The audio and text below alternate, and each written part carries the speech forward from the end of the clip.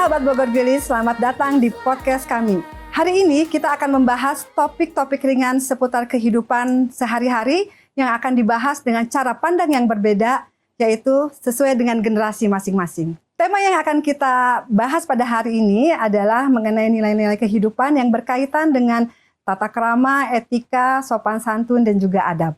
Bersama kita hari ini telah hadir sahabat-sahabat generasi yang akan membahas dari tema tersebut dengan cara pandangnya masing-masing. Saat ini telah hadir di studio kita teman-teman sahabat-sahabat generasi. Ada 5 generasi ini kita lengkap ya Pak, insya Allah lengkap. Kita perkenalan terlebih dahulu, dimulai dari mungkin Pak Ade. Pak Ade adalah seorang tokoh masyarakat di Kota Bogor yang juga masih aktif di berbagai lembaga. Beliau saat ini mewakili generasi boomers. Kemudian di samping Pak Ade hadir Mas Oki. Ini alhamdulillah beliau adalah seorang dosen dan juga budayawan. Dan Mas Oki akan mewakili generasi milenial. Yeah. Nah, kemudian di sebelah kiri saya ada adik-adik cantik yang juga akan memberikan cara pandang mengenai tema kita hari ini. Bersama kita ada Quina mewakili generasi Alpha. Di sebelah Quina ada Nadine. Nadine ini sekarang lagi apa? Kuliah. Saya sendiri akan mewakili generasi X dari Bogor Gelis. Bicara mengenai tata krama, etika, sopan santun itu kan biasanya kita dapat dari orang tua gitu ya, di keluarga. Nah, kita ingin tahu generasi-generasi sekarang atau yang dahulu menunjukkan rasa hormat kepada orang tua. Kalau dulu gimana Pak Ade dulu? Banyak hal yang diajarkan oleh ibu, bapak, dan sampai hari ini saya merasa itu hal yang penting gitu. Jadi karena saya juga memahami bahwa hidup ini kan kata peribahasa bagaikan istirahat di sebuah batang pohon untuk melanjutkan sebuah perjalanan yang sangat panjang. Itu bagi saya hidup ini. Jadi kalau saya hidup ini kalau ketika istirahat harus menghasilkan sesuatu yang manfaat, jadi energi dalam rangka melanjutkan perjalanan yang jauh. Tata krama dalam itu hal utama. Bagaimana memperlakukan orang tua atau senior, bagaimana juga orang tua memperlakukan anak, sehingga yang terjadi komunikasinya nyaman gitu. Jadi anak itu yang pertama harus mewujudkan kehidupan itu dari ibu bapak. Melihat orang tua, mendengar orang tua bahasanya, melihat perilaku orang tua, oh begitu, cara bicara dengan bapaknya, oh begitu, itu lah pokoknya. Jadi menurut saya sih, apa yang saya peroleh dari orang tua dulu, saya melihat bapak itu bagaimana memperlakukan emak atau ibu. Kalau Pak Ade sendiri, cara mengungkapkan rasa hormatnya bagaimana dulu ke orang tua? Oh sangat, begitu datang ke rumah, salim gitu kan, salim. Kemudian selalu bapak itu mendoakan, yang mudah-mudahannya terus selamat, gitu kan, mudah-mudahan jadi jelema, gitu. Jadi jelema tuh, ya mungkin juga bahasa orang tua dulu kan, jadi yang bermanfaat lah gitu. Dan saya itu menjadi sebuah rujukan gitu kan untuk kehidupan. Bagaimana bapak dulu berusaha untuk kepentingan keluarga, saya melihat benar gitu kan. Bagaimana juga ibu memasak di rumah untuk kepentingan anak suaminya gitu. Nah oleh karena itu saya dari itu maka mencoba menerapkan dalam rumah tangga gitu kan. Ya termasuk ke anak, ke istri. Ya, tidak ada kata lain ketika anak, keluarga yang menyarankan, saya nggak ada kata lain. Termasuk Kang Oki hari ini sebenarnya anak yang undang. Jadi kalau dia anak yang ngomong, jadi saya nggak ada kata apa-apa. Ya bangga insya Allah gitu. Karena kalau anak itu pasti sayang sama bapaknya, sayang sama ibunya gitu. Jadi nggak ada kata lain anak tuh ketika pasti benar gitu kan. Demikian pula juga orang tua harus berbuat seperti itu kepada anak-anak. Ya barangkali Mas Oki ini punya cerita lain. Bagaimana kita mengungkapkan rasa hormat kita atau hal-hal yang dulu selalu diingat dari orang tua. Kalau bicara sopan santun, tata krama dan lain itu kan dimensi pendidikan ya. Nah kalau bicara pendidikan itu kan values-nya kita dipengaruhin sama selain pendidikan modern. Itu ada agama di satu sisi, terus ada budaya. masyarakat juga nggak bisa dinafikan begitu aja, karena ada anak yang ketika dia dikonstruk sedemikian rupa di rumah gitu ya, dibentuk dalam tanda petik ya di rumah dengan kaidah tata krama tertentu, sopan santun tertentu, tiba-tiba ketika keluar tuh kan batu ujinya di lingkungan. Iya, betul. Sebetulnya gitu kan. Iya, betul. Nah itu makanya kemudian ada orang yang merumuskan bagaimana sih sebetulnya karakter itu terbentuk kan gitu Iya. kan.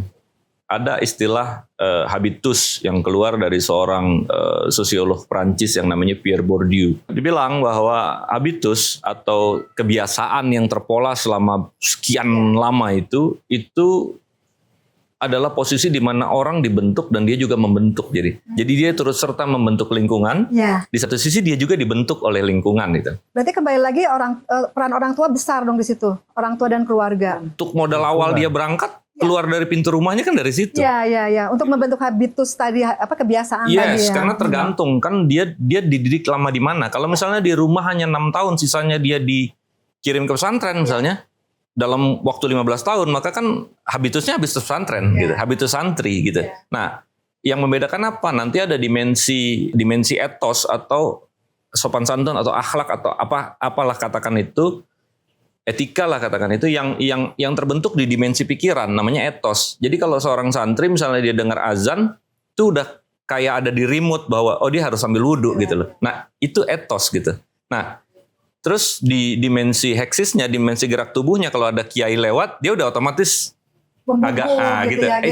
Itu udah terpola. Nah itu nggak terjadi sebulan 2 bulan, itu terjadi bertahun-tahun, dan proses pendidikan karakter kayak gitu itu nggak instan.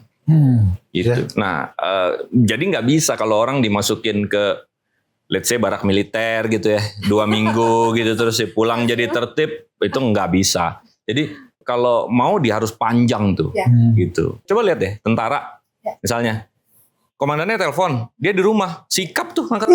Iya betul. Padahal nggak ada komandannya, karena habitusnya habitus militer, udah begitu. Tidak terlepas dari cara dibentuk dari di mana dia tinggal, di mana dia hidup. Disitulah kemudian nanti akan tumbuh gitu ya, tumbuh. Quina dan Nadine juga kira-kira apa nih yang paling melekat sampai sekarang ini kalian? Ini pesan dari orang tua aku harus jalanin gitu. Sebenarnya tuh yang dari tadi diomongin sama Aki, sama kakak, itu bener banget. Karena aku juga ngerasa apa-apa tuh berasalnya dari rumah. Gimana aku menghadapi orang-orang di luar rumah, itu tuh pasti dari awal rumah. Cuma tapi aku ada banget yang dari rumah tuh selalu aku terapin keluar. Dan di rumah itu juga harus, pertama maaf, terima kasih, sama tolong. Nah, Three magic words. Three magic words itu, iya itu sih. Kalau menurut Quina gimana sih? Sama aja. Sama aja ya. Selama ini kalau misalnya ngasih tahu nasihat atau apa segala macam, Quina bisa terima langsung nggak atau aku pusing gitu gimana? Pusing. Tapi ada nggak sih nasihat mama atau papa yang suka keinget sampai sekarang gitu? Kayak Kanadin. Yang tadi itu. Maaf, tolong, terima kasih. Terima kasih. Three magic words tadi Sama ya? Jangan-jangan mamanya sama? Beda. Beda dong. Sama. Ayo beda. Oke sahabat lintas generasi, obrolan kita masih banyak, masih panjang dan makin seru pastinya. Kita akan lanjutkan di segmen berikutnya.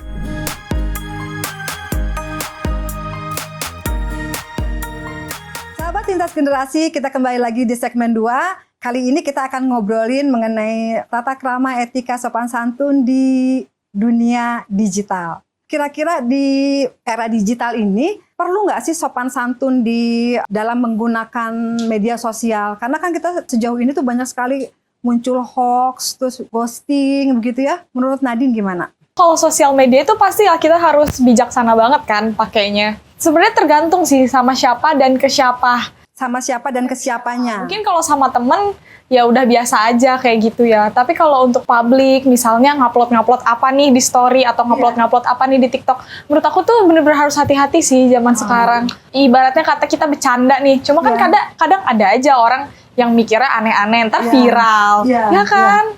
Terus mengenai bahasa gimana sih, kan kayaknya bahasa tuh sering banget anak-anak Gen Z sekarang tuh menggunakan kata terakhirnya tuh ini gitu kan. Nggak tega ngomongnya Mas Oki. Lagi happening ya? Nggak tega nih ngomongnya. Itu tuh sebenarnya di dunia kalian tuh biasa atau sebenarnya sopan atau gimana sih?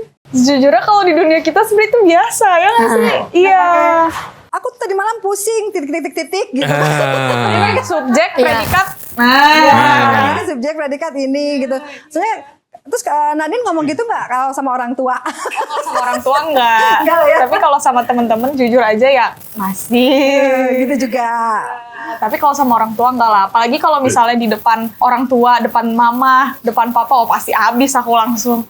Punya pengalaman nggak dalam hal itu yang miskomunikasi di dunia digital yang berkaitan dengan orang tua? Oh pernah deh aku. Waktu itu aku mau nanya blognya apa. Terus aku lagi sibuk, aku nanya blog tapi lupa pakai tanda tanya. Terus mamaku baca, apa ini maksudnya?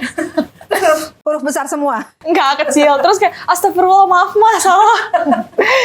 Jadi mama ngomel. Iya, padahal aku mau ngasih tahu blog apa, mau nanya blog apa, dan itu miskomunikasi. Makanya menurut aku main sosial media kan kadang kita tuh mau ngomong apa, tapi orang kan nanggepinnya apa beda gitu sih menurut aku. Sejauh ini kalau kita menggunakan misalnya taruhlah WhatsApp gitu ya, berinteraksi dengan orang tua atau dosen atau siapapun yang lebih tua gitu, ada kendala nggak atau rasanya gimana gitu? Oh, sebenarnya menurut aku kendalanya tuh ini kadang kan apa yang kita omongin sama di chat kan beda kan? Kayak misal kita ngetik iya di chat, orang baca iya, Nadanya beda. nadanya beda kan? Kalau Quina ada pengalaman nggak soal itu? Kalau di chatnya enggak, tapi kalau aslinya suka. Tapi ini kan dengar cerita-cerita nih ya, katanya anak generasi Alpha ini tuh kan punya bahasa sendiri. Itu gimana sih kalau menurut Quina? Aku tuh sejujurnya aku nggak ngerti gituan. Oh nggak pakai. Enggak, aku nggak pakai bahasa gituan. Tapi teman-teman ada. Jarang juga. Nggak, kalau di teman sekitar aku jarang. Oke. Jadi mungkin di lingkungan tertentu aja itu Iya. ya. Tapi malah teman-teman aku rame loh, Quina. Mereka kalau ngomong kayak Sigma. Nah, aku tuh nggak Iya, ngerti Sigma, itu. Skibidi. Aku cuma tahu Mewing. Mewing tuh terkenal banget Mewing tuh. Tahu nggak Pak Ada Mewing? Kalau Mas Oki gimana Mas Oki menyikapi sekarang budaya berinteraksi di media sosial? Kalau itu kan cuma memindahkan apa yang terjadi di Real life. di real ke public sphere yang digital gitu ya, yang maya gitu. Cuma kalau yang tambahan kata tadi sih sebetulnya nggak identik ke generasi alpha atau centennial, enggak. Ada generasinya Om Ade juga kalau di Bandung mah Punya bahasa sendiri maksudnya? nying mah kudu gitu. Karena kan itu mah dalam bahasa pergaulan kalau di sana mah jadi kayak tanda baca kan? Iya, karena barang yang dimaksud bukan yang hewan. Yang hewan mah gogol. Jadi apa dong? Lain kan? Istilah gitu Jadi, ide. jadi kode budaya yang menyimbolkan kedekatan antara komunikator dengan komunikan. Tapi itu bisa dibilang sopan nggak itu? Ada kaidah nih, karena tadi habis sholat beliau ngajarin saya tuh, tarkul adab li ahlil adab al adab katanya. Jadi orang kalau udah deket, itu batasan etika tuh menjadi tipis. Jadi simbol keakraban. Walaupun beda generasi. Kalau itu tidak terjadi di beda generasi, pasti disiram kopi kalau beda generasi mah. Itu loh.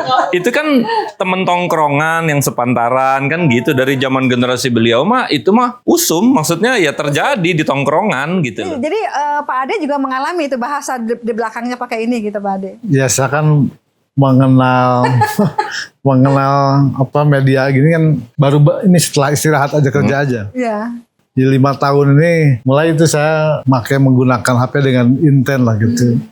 Sebagai bentuk hiburan, karena juga di situ ada grup misalnya grup SMP, SMA, dia senang aja ketika lihat kawan, sahabat masih di sawah, gitu kan masih goes gitu. Ya bahasanya, man, legonan sih ya, itu hal biasa sebetulnya. Yang tadi karena kita nih cerita tentang adab tadi, tapi ketika bicara di grup, di rumah, kita kan bikin juga di rumah. Tadi saya bikin di keluarga gitu. Itu dipakai benar. Salam dulu, kumaha dama kan gitu. Alhamdulillah, bahasa-bahasa gitu Itu di WhatsApp tuh. Bicara mengenai WhatsApp ya, Pak Ade, kan kita sekarang tuh rata-rata pada punya WhatsApp grup keluarga gitu ya. Nah Pak Ade, kalau misalnya Pak Ade nge-share sesuatu terus nggak ada yang respon tuh rasanya gimana? Biar lagi sibuk aja. Itu mah bukan biasa tema aja. itu mah kayaknya bukan tema etika, itu tema baper atau nggak baper. Oh nggak baper ya. Betul nggak soal baper? Iya. Tapi kalau misalnya kayak gini, kalian apa rasanya kalau misalnya kalian orang tua kalian ngasih sesuatu nih, minta respon sesuatu terus hilang lama gitu kan? Nah itu sebenarnya kenapa sih pernah gitu nggak? Oh, pernah. Sering. Oke, sering. Nah kan sering kan? Kenapa? Tuh sering katanya Pak. Ya alasannya nggak baca, padahal aku udah baca. Ini apaan sih chat gak jelas? Atau kadang suka ngirim bercandaan-bercandaan aneh, atau kadang share-share tips kesehatan untuk kolesterol. Kan gak nyambung. Itu kayaknya papa kirim ke teman-teman papa aja deh, gak usah kirim ke kita. Sebenarnya kalau mau di sosmed ataupun di komunikasi langsung, itu kan soal kode budaya ya. Ya. Kode budaya lintas generasi yang berbeda, sehingga ada istilah tuh humor bapaks gitu loh. Jadi nggak nyambung di generasinya Centennial atau Alpha Pak Ade misalnya. ada humor bapaks katanya. Jadi kalau misalnya Pak Ade ngirim humor itu di WhatsApp grup keluarga, udah pasti. Cuma tadi kayak Tenita bilang soal tambahan kata segala macam di komunikasi. Kalau itu terjadi di Bandung misalnya, di tongkrongan kita nih, ya biasa aja, kita tidak menganggap, jadi telinga kita mendengar itu, terus otak kita meresponnya bukan sebagai sesuatu umpatan, bukan caci maki, karena itu mah emang wayahna wae, emang temen deket, jadi ya begitu gitu. Tapi ketika itu pindah konteksnya, saya di Jakarta misalnya, lagi makan bubur ayam, tiba-tiba di depan saya ada generasi Centennial yang obrolannya, kata tambahan bahasanya gitu ya. Itu tuh banyak banget gitu. Saya bilang, ini saya lagi makan bubur ayam sama bubur anjing gitu. jadi gitu loh. Jadi itu gitu loh. Jadi maksud saya, kenapa menurut saya tidak pas? Karena bukan kode budaya di Jakarta bahasa itu. Nah, ketika tradisi ini mau di copy paste di tempat lain, kita agak apaan sih gitu, maksudnya kayak nggak pas gitu loh. Tapi yang lucu gini ya Mas Oki, kan saya generasi X nih ya. Dulu saya tinggal di Bandung dulu. Masa muda saya di Bandung itu kata itu tuh sudah sangat common. Iya. Gitu.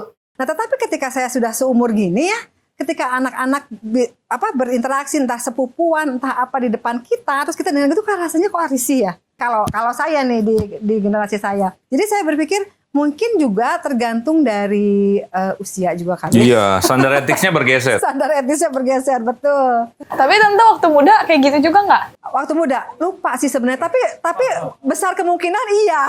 Besar kemungkinan iya. Karena di Bandung itu kan sebenarnya dari Bandung kan itunya. Iya, bahasa jalanan yang kemudian bahasa pergaulan yang kemudian menyimbolkan kedekatan aja, keakraban aja. Kalau di Jakarta dulu gila. Iya. Gila, dikit-dikit gila gitu. Kan bukan berarti kita bilang teman kita gila gitu. Iya. Berarti kalau bicara mengenai sopan santun atau etika bermedia sosial atau komunikasi di media sosial tergantung dari kita bicara dengan siapa gitu ya. Iya. Bicara dengan siapa. Ya benar itu, gitu benar, kan. bagus. Iya. Bagaimana memperlakukan orang lain, dengan sahabat, dengan orang tua beda. Iya, pasti beda. Iya, benar juga gitu ya. Kalau ngechat mama sama ngechat teman beda ya bahasanya. Beda. Kalau mana lebih santai? Teman. Kalau berarti sama mama takut. Bahasanya beda. Takut dimarahin. Kalau salah bahasa dikit takutnya dimarahin. Bukan takut dimarahin, barangkali takut salah mama salah ngerti Iya. gitu kan. Iya. Tapi tadi udah ada tips dari Nadine. Jadi pakai emoticon ya. Iya, atau enggak kadang aku suka kirim stiker meong gitu. Sahabat-sahabat lintas generasi, kita baru saja membahas ngobrol-ngobrol santai mengenai bagaimana kita bermedia sosial, berkomunikasi di media sosial dengan caranya di generasi masing-masing.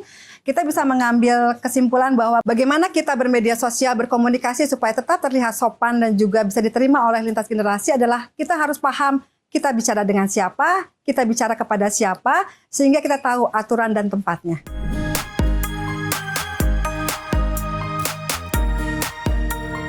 Sahabat lintas generasi, kembali lagi kita akan ngobrol-ngobrol santai bersama generasi-generasi yang menjadi narasumber kita hari ini. Kita akan bermain game. Apa tuh main gamenya kira-kira? Truth or dare ya? Truth or dare. Truth or dare, katanya truth or dare.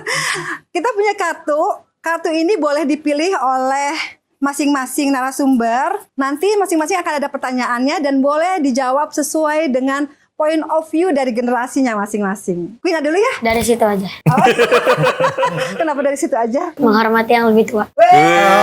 Keren banget bahasanya. Terima kasih sarannya. Itu antara menghormati atau kekerasan psikologis.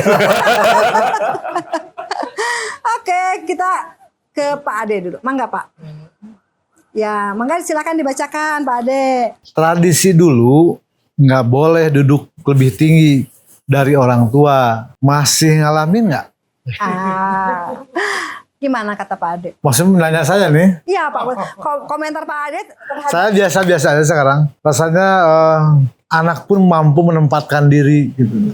Tapi ketika juga memang tempatnya terbatas, nggak ada masalah. Nggak ada masalah. Terus bagaimana cara mereka duduk di depan Pak Ade gitu? Pak Ade nggak pernah mau. Punten ya Bapak, di luhur gitu bahasa itu kan. Mohon maaf ya, saya di atas gitu. Oh tenon gitu. Tapi kalau orangnya nggak bilang gitu gimana Pak Ade? Kebetulan saya biasa aja gitu kan. Terjadi itu gitu. Bagusnya ada tadi mohon maaf Ya, gitu. Maaf ya permisi, di atas mohon ini yang perlu nih urusan niat, urusan lisan, urusan berbuat. Jadi niatnya apa di atasan gitu kan. Pasti lisannya punten, mohon maaf ya kan gitu kan. Kalau dari boomers itu berarti udah oke aja kalau misalnya ada duduk yang Nah, gimana tuh minta validasi nih Pak? Enggak. Kalau saya biasa aja karena saya memperlakukan terhadap anak gitu kan diajarkan sedemikian rupa dan rasanya ketika terjadi itu pun Mereka yang rikuh gitu ya, Pak Ade, yang mereka terjadi, sendiri yang sungkan iya. gitu ya. Ya tetap kembali Pak Bawahu lah. Tergantung kepada didikan di rumah orang tua. Misalnya gitu, kebiasaan tuh. Jadi orang tua yang harus mengajarkan, nggak bisa ilmu tuh mengajarkan bahwa setiap anak lahir dalam kondisi bersih, Pak Abawahu, tergantung kepada kedua orang tuanya. Mau diajarkan apa? Oke, kita masuk ke pertanyaan kedua. Ini siapa dulu? Oh, Quina dulu. Hore. Generasi Iya. Alpha. Oke, apa tuh? Kalau lagi makan, biasanya baca doa dulu atau langsung gas karena udah lapar banget. Cie. Langsung gas karena udah lapar banget. Yang jujur aja. Suka lupa baca doa. Suka lupa baca doa. Karena apa? Udah lupa aja. Lupa aja. Itu caranya, biasanya yang ngingetin siapa? Mama. Sama papa. Terus udah gitu baru dibaca doa terus baru lanjut makan gitu. Baru lanjut makan. Biasanya Quina- udah di tengah-tengah baru lanjut makan. Quina tahu gak kalau kita misalnya makan lupa baca doa itu tuh setan ikut makan bareng kita tahu? Tahu aku? Iya kan? Ya anggap aja si SR lah. Tapi ini sering terjadi kok ya. Sering. Sering terjadi apalagi kalau kita buru-buru, apalagi kita sambil mikirin yang lain gitu kan. Dan itu tidak di anak. Di orang tua Orang juga tua sama. juga ya, betul, betul. Jangan ngelihat anak salah, padahal justru kita yang pernah nggak memberikan contoh. Nah, jadi boleh ngingetin ya Pak Ade ya. Oh iya. Kalau misalnya orang tua juga lupa ya. Boleh. Orang tua mengingatkan tuh baik orang tua pun anak boleh. Kalau terbentuk keluarga yang enak, yang nyaman, sebut musakinah bahasanya gitu. Saling Anak saling mengingatkan ke orang tua mengingatkan ke anak jangan Cuman caranya aja caranya aja gitu kan. Waduh, Aduh, apa tuh? kalau lagi marah, kalian tipe yang masih jaga kata-kata atau langsung meledak? Tergantung level kemarahannya. Ini jawaban jujur. Tergantung dari level kemarahannya, tergantung lokasi juga nggak? Kalau zaman masih sekolah mah biasanya kaki saya lebih cepat daripada kata-kata saya. Kode ya, kode. Jadi kaki lebih cepat daripada kata-kata. Zaman ya. SMA gitu. Kalau sekarang sih lebih banyak diem aja ya. Maksudnya saya sekarang lebih marah kalau nggak prinsipil mau ngapain juga ya gitu. Ya, kadang-kadang kan gini, saat ini kan sedang marak kalau kita lihat di TV gitu ya, saat ini sedang marak orang reaktif gitu, Mas Waki ya. Ketika dia tersurut emosi kemudian reaktif, dia tidak responsif, tapi dia reaktif gitu. Jadi ini yang kadang-kadang juga justru balik jadi bumerang untuk kita. Yang jelas kalau lagi marah jauh-jauh dari sosmed deh. Biar nggak salah ngetik. Itu kadang-kadang jempol kita mendahului pikiran kan. Refleks kan yang bergerak tuh. Iya. Dan khawatirnya itu kan ketika kita mengetik itu kan kita sendiri ya, nggak ada yang mengingatkan gitu. Kalau lagi emosi tuh nggak cuma ketikan sih. Menurut aku keputusan juga. Kalau kita lagi emosi kadang kita buru-buru pengennya ini aja deh biar cepet beres, itu aja deh biar cepet beres. Sebenarnya ternyata itu salah banget karena kalau marah itu memang lebih baik kita menjauh, tenangin dulu, baru mikir. Karena kalau lagi marah, otak panas itu kan nggak bisa dipikir jernih nggak sih? Iya, Kayak iya, pasti betul. pengen lebih cepet dan ujungnya ntar pas udah beres marahnya, keputusannya diambil, nyesel. Iya, betul. Quina pernah nggak kayak gitu? Marah tuh salah ngambil keputusan gitu. Enggak biasa. Kalau udah marah aku diem aja di kamar. Diam di kamar, terus dengerin musik gitu nggak? Enggak, aku main handphone aja biasa. Handphone, scroll TikTok. Scroll TikTok, scroll Iya. TikTok. Tahu TikTok aja. Posting nggak? Enggak, aku nggak suka posting. Oh nggak suka ya misalnya nulisin status terus di post. Aku nggak suka bikin status. Kalau dari generasi baby boomer gitu, yang diposting apa sih di sosial media biasanya? Sekarang Doa. Semangat pagi ya. Semangat pagi. Kalau mandi tenis. Enggak. Kalau mandi tenis. tenis.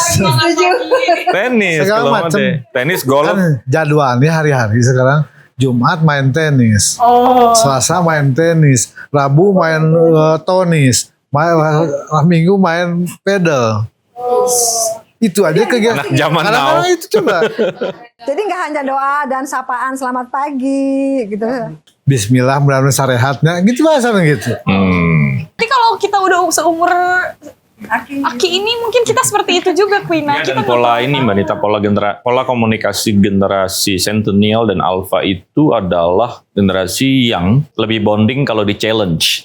Mereka nggak bisa didikte. Iya. Mereka bukan generasi Di-challenge ya? Generasi kami milenial waktu itu kan masih agak semi militeristik ya. Jadi kalau Masih. dikte, tak. Generasi mereka nggak bisa. Generasi mereka tuh di challenge.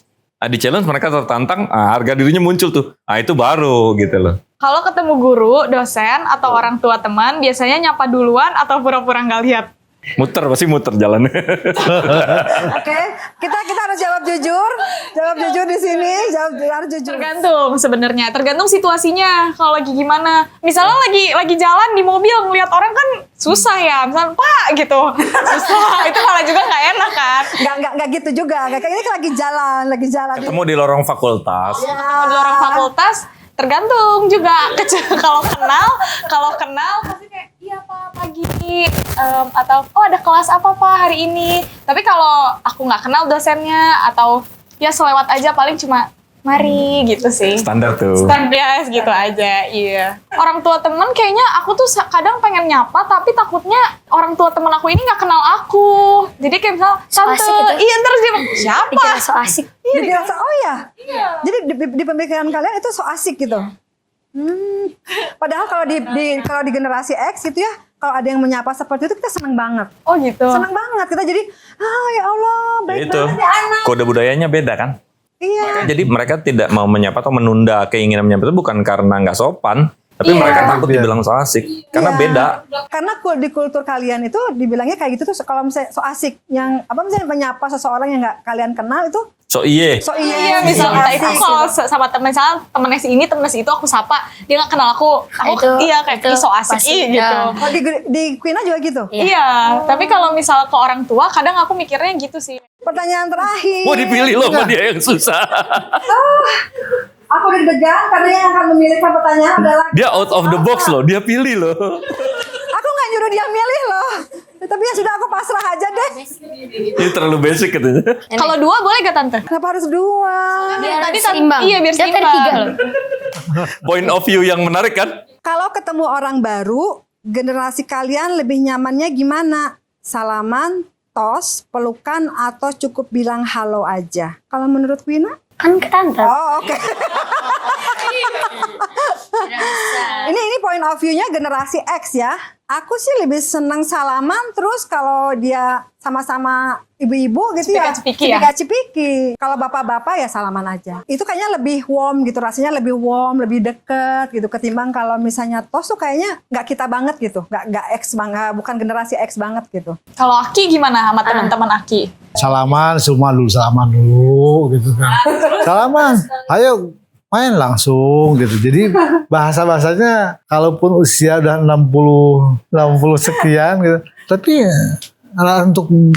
untuk membuat senang aja gitu, bahagia dengan kawan-kawan tuh. Kalau dari generasi milenial, Kalau saya pribadi, saya lebih ke merespons ya. Kalau orangnya cuma say hi, kita hi gitu, apa kabar gitu. Kalau nggak kenal-kenal amat biasanya kalau ada pertemuan besar gitu kan, hai apa kabar gitu kan. Kalau emang kenal, apa kabar gitu, salaman segala macam. Ada yang peluk, rangkul segala macam.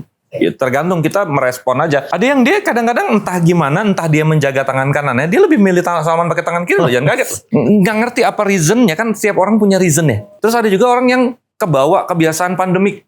Jadinya begini. Oh atau tas begini? gini, tas. Ada, itu masih berlangsung nggak? Kita merespon lah, dia maunya begitu. Dan itu nggak masalah ya? Nggak masalah. Tidak Itu kan cuma cara orang mengekspresikan respect aja kan sebetulnya kan. Ya udah, nggak substansi lah. Kecuali kalau kita salamin dia melengos, kita jambak gitu. Kita jambak.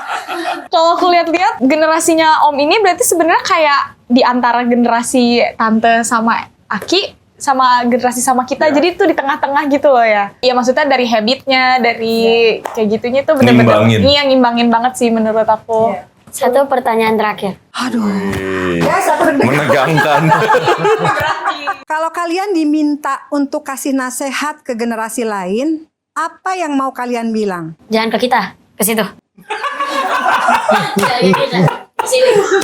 Nggak boleh kayak kita. Kita mah cuman anggap kita nggak ada. Ke situ aja. Ke sini. Sini. Oke. Andai Aki diminta untuk nasihat untuk siapapun gitu. Benerlah hidup supaya selamat. Karena tadi bahwa hidup ini bagaikan istirahat di sebuah batang pohon untuk melanjutkan perjalanan yang sangat jauh. Kapan? Setelah mati ada perjalanan yang sangat jauh. Nah oleh karena itu ketika kita waktu istirahat sekarang, isilah dengan baik, dengan benar gitu kan. Supaya nanti jadi sebuah energi dalam perjalanan yang jauh setelah mati. Berbuat baik kepada kedua orang tua, bersahabat dengan kawan, jaga mulutnya dengan baik supaya nyaman orang mendengar. Karena Hakim merasa mengalami bahwa kesuksesan hidup itu 90% ditentukan oleh sikap perilakunya. Bukan oleh karena pinter, bisa bahasa, bisa matematika, tapi karena sikap perilaku. Tidak ada namanya keberhasilan untuk oleh pribadi. Pasti diperlukan dukungan oleh orang lain. Itu aja barangkali nasihatnya ya. Rasanya ada. Jadi diri sendiri aja kalau saya sih. Karena kita hidup nih di era di mana batasan antara etika sama drama tuh bedanya tipis. Orang menyangka, oh ini sopan ya, berakhlak ya, moral ya, etika ya. Tau-tau drama gitu. Kenapa? Karena justru kesopan santunan yang dilakukan dengan penuh kesadaran itu bukan etika. Itu drama. Kesopan santunan itu harus menjadi refleks baru dia disebut etika. Kalau enggak, dia drama. Kalau dari aku mungkin nasihatnya adalah hati-hatilah melangkah dalam hidup. Mengapa? Karena apa yang kita lakukan pada hari ini akan berdampak di hari depan. Dan juga yang pasti setiap yang kita lakukan harus bisa kita pertanggungjawabkan. Kita kalau dari generasi X. Sebenarnya kalau generasi lain aku rada nggak enak ya kalau ngasih nasihat ke generasi atas. Karena kan jujur pengalamannya juga lebih banyak generasi-generasi. Ya reminder lah, nggak usah nasihat. Oh ya, mungkin reminder aja kali ini sesuai tema hari ini nih. Mungkin ini berkaitan dengan pertanyaan ini. Biar lintas generasi ini hidup lebih harmonis, mungkin kita harus saling ngerti kali ya. Kayak mungkin kita juga harus lebih ngulik nih kalau generasi-generasi baby boomer tuh gimana sih, generasi X gimana sih, milenial gimana sih. Dan aku harap juga generasi-generasi yang dari atas-atas kita ini, generasi tante, generasi om, generasi aki juga mau belajar gimana sih generasi kita tuh biar tetap harmonis. Kadang kan sebenarnya yang beda budayanya, tapi tuh penyampaiannya atau intinya tuh sebenarnya sama aja gitu. Semoga bisa saling mengerti lah intinya. Apa ya? Generasi-generasi yang di atas. Buat aku mendingan ikutin zaman sekarang. Oh, make sense banget Update ya. Ya, oke. Setuju? Oke. Setuju. Setuju. Karena kan Zamannya berubah. didiklah anakmu pada masanya, pada zamannya. Mudah-mudahan apa yang kita sudah diskusikan bersama pada hari ini, walaupun bukan tema yang sangat berat, tetapi ini sangat penting dalam kehidupan sehari-hari. Diharapkan kita bisa tadi memahami perspektif masing-masing dari setiap generasi, dan nanti akan timbul keharmonisan dalam kehidupan sehari-hari, dan kita bisa memahami lebih dalam bagaimana generasi-generasi di bawah kita ataupun generasi di atas kita. Bogor Gelis. Lintas generasi satu tujuan.